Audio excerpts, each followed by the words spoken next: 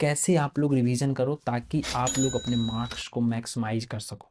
ठीक है, तो ये रिवीजन करने का जो तरीका है इसका बस मैं 4 स्टेप आपको बताऊंगा, ओनली 4।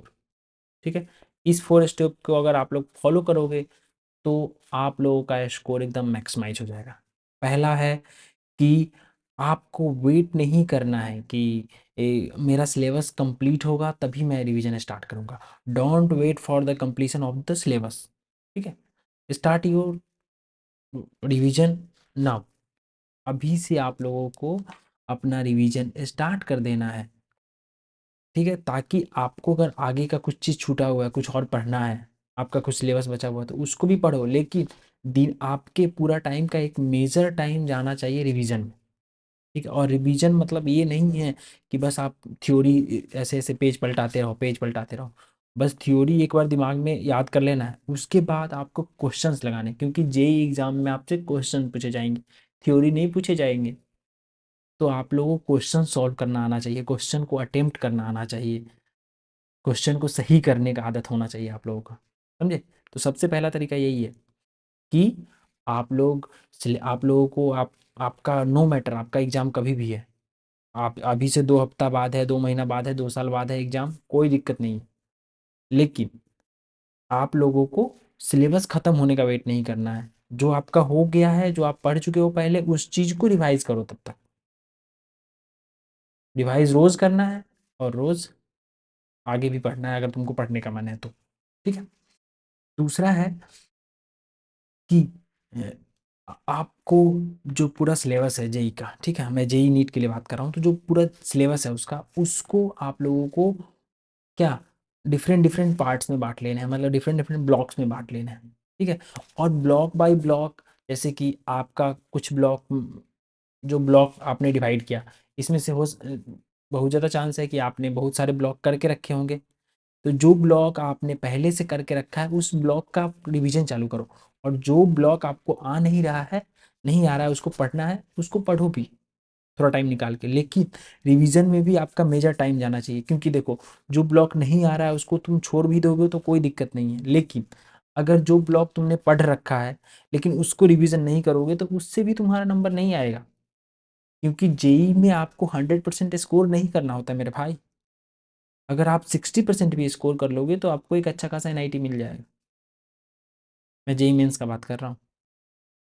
तो मैं हमारा टारगेट होना चाहिए कि हमको जो आता है वो अच्छे से आना चाहिए।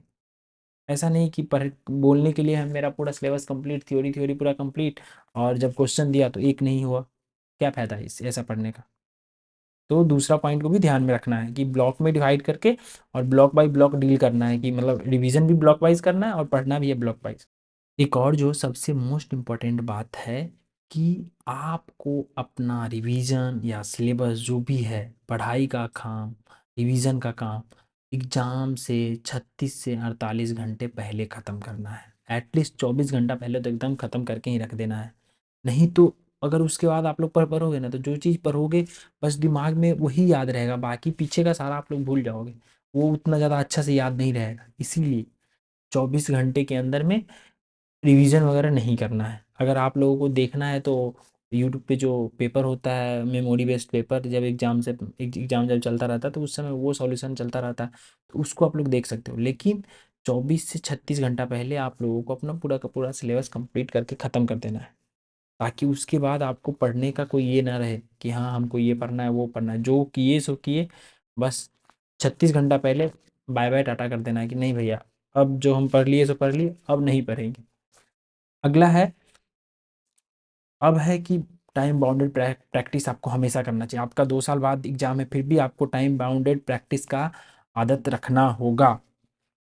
ठीक है, और अब जब आपका एग्जाम 1 मंथ से कम है, 1 मंथ के अंदर आ गया है आपका एग्जाम का ड्यूरेशन, तो आप लोगों को जो एग्जाम का टाइमिंग है उस टाइमिंग पे या तो मॉक पेपर सॉल्व करना है, नहीं तो क्वेश्चंस लगाने हैं, लेकिन उस टाइमिंग पे आपको टेबल चेयर पे बैठ के पढ़ाई ही करना है, सोना नहीं है उस टाइम पे। अगर आप लोग सोओगे तो आप लोगों का दिमाग उस समय, जिस दिन एग्ज़ाम होगा उस दिन बेस्ट परफॉर्मेंस नहीं देगा। जैसे कि देखो, जेई मेंस का एग्ज़ाम 9 से क्या होता है, 9 से 12 होता है, और सेकेंड शिफ्ट होता है 3 से 6।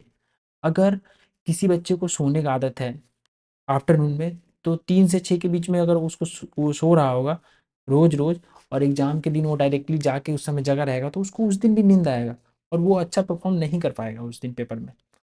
वैसे ही अगर किसी को सुबह में 8 बजे तक, साढ़े 8 बजे तक सोने का आदत है, और उसका एग्ज़ाम फर्स्ट शिफ्ट में है, तो और 9 बजे तुमको एग्ज़ामिनेशन हॉल में घुसना है साढ़े 8 तक, तो तुमको तो 6 बजे 7 बजे उठना पड़ेगा। तो उस दिन तुम पहले उठ के जाओगे, तुम्हारा दिमाग ही नहीं वहाँ पे काम करेगा। इसीलिए अपने बॉडी को, अपने माइंड को उस टाइमिंग के अकॉर्डिंग ट्रेन करना शुरू कर दो अभी से। क्लियर? ये 4 पॉइंट मैंने बता दिए हैं। यही 4 पॉइंट है रिवीजन के लिए। रिवीजन का बेस्ट टेक्निक है क्वेश्चंस लगाना है, क्वेश्चन बिल्कुल नहीं छोड़ना है। ठीक है? Thank you, thanks for watching, please subscribe.